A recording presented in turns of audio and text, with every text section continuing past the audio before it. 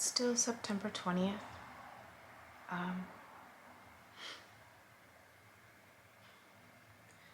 Just wanted to reflect a little more on the dream. Because I don't know how I described it. But there was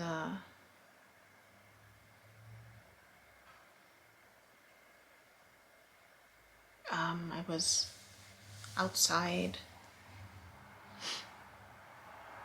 So the feeling that I got was that I was in either junior high or high school. I had the door open because I'm trying to hear for the sweeper so I can move my car.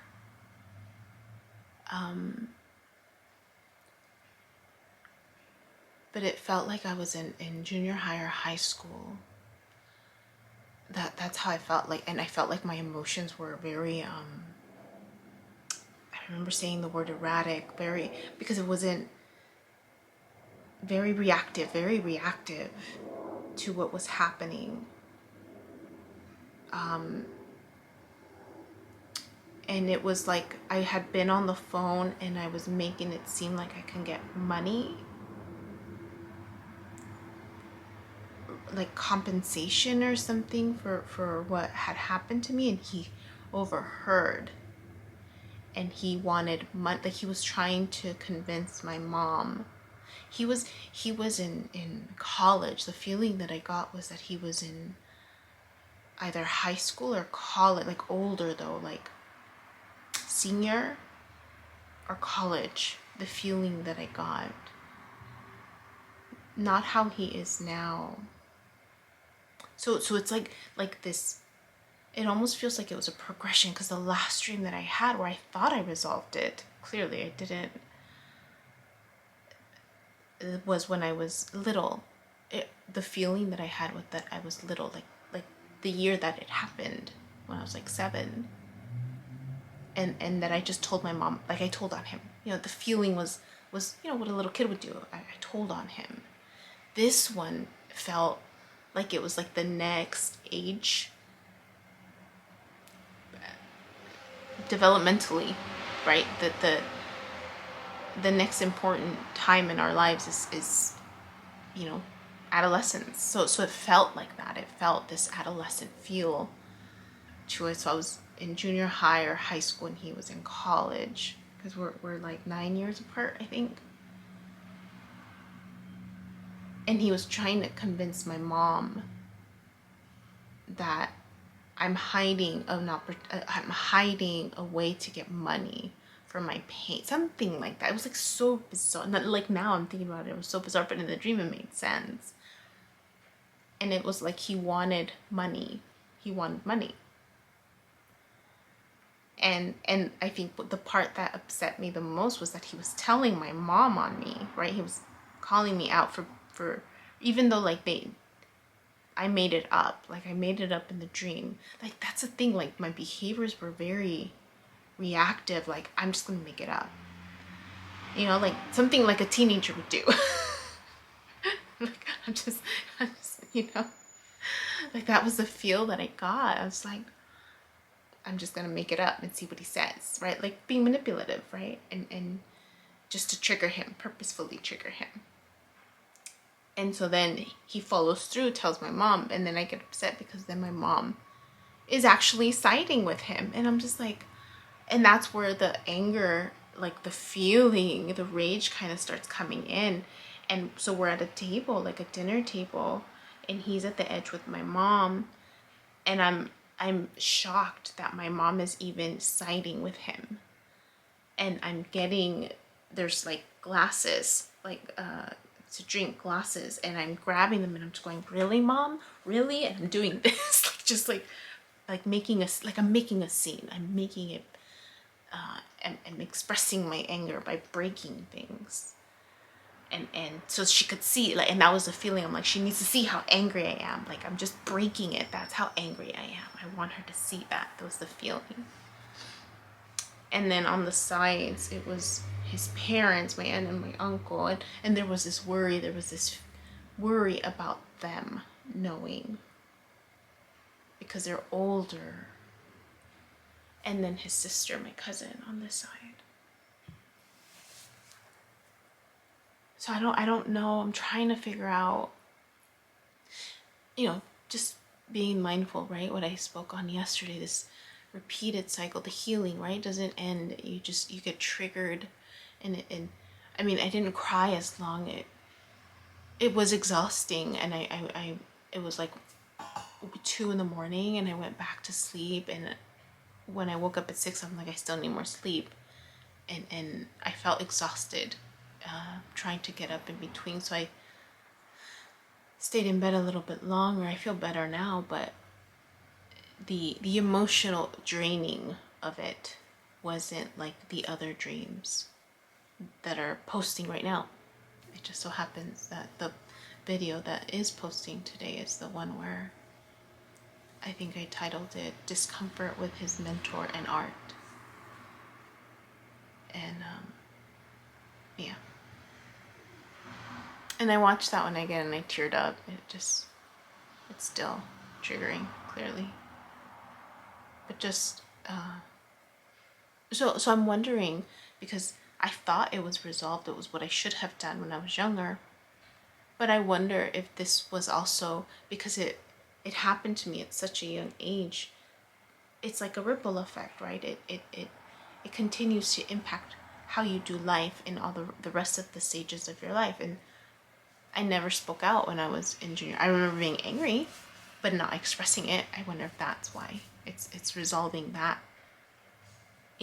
chapter in my life where I was angry, but it was bottled up anger so much that I really wasn't allowing I was detached, emotionally detached during that time period where I just stayed quiet. I just, did what I was told.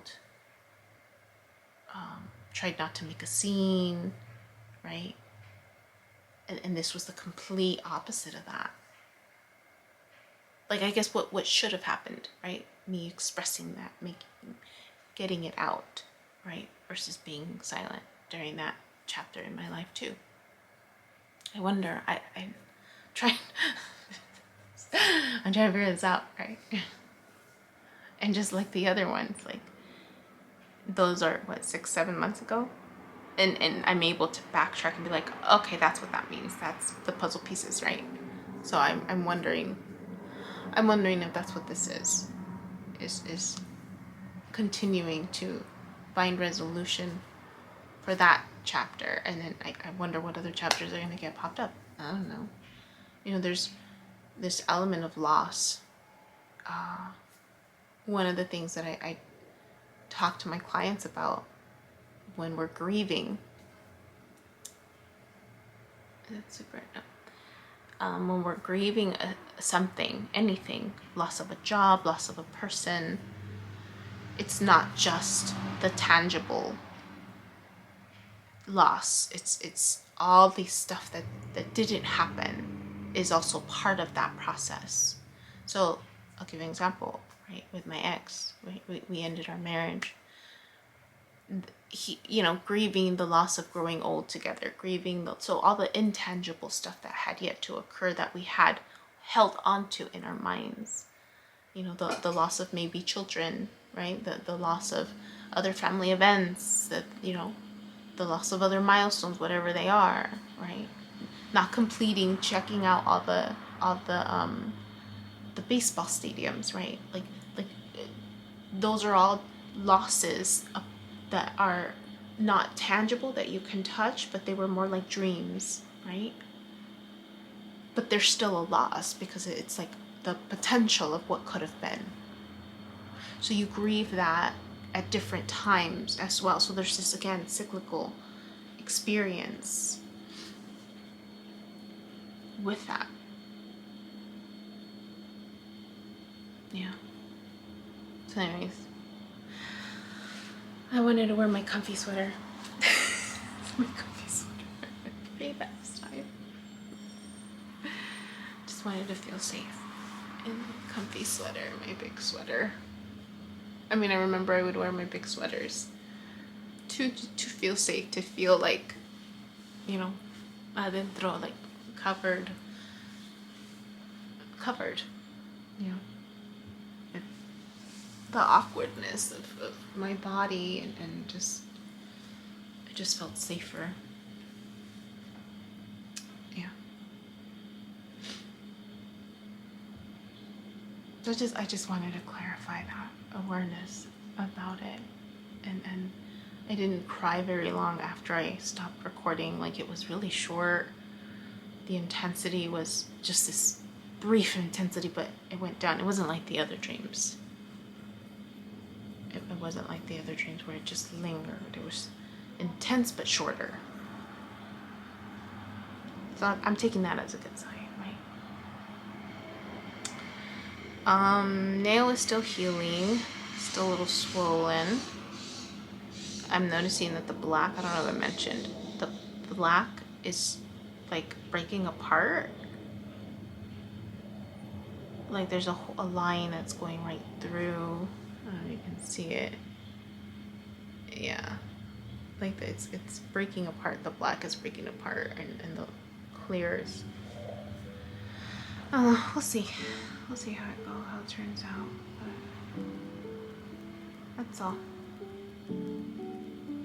Try and see if I can hear the sweep. Alright, that's it.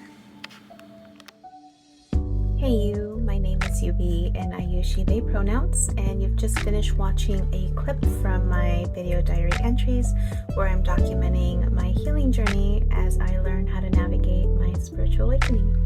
I have learned that this experience and process is unique to each and every one of us in whatever way we are embracing living our truth. This just happens to be my journey. And despite me having a graduate degree and a license in clinical social work, this by no means is intended to replace any type of formal mental health advice. This is just me on a personal level, shedding light on the truth that I am learning and discovering for myself as these experiences unfold, and really inviting you along for the ride. Please know that there is a time gap between when these videos post and my real timeline, and also that these clips build upon each other similar to chapters in a book. So if you find yourself lost or confused, feel free to click on the playlist section or the link below, where you can jump around, check out the other chapters, and or catch up. Also, please know that you're more than welcome to check out my website, www.youbecominghealed.com, where I've gathered all of this information, my background, experience, and education to create online self-paced courses to help you on your healing journey wherever you are. You're also more than welcome to check out my other YouTube channel at YouBecomingHealed, where I've entertained a podcast, including clips from these courses so that I can make this content accessible to more and more people.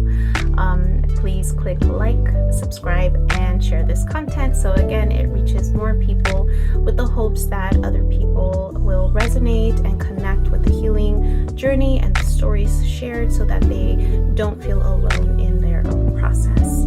I thank you in advance. I'm grateful to you, and I wish you well.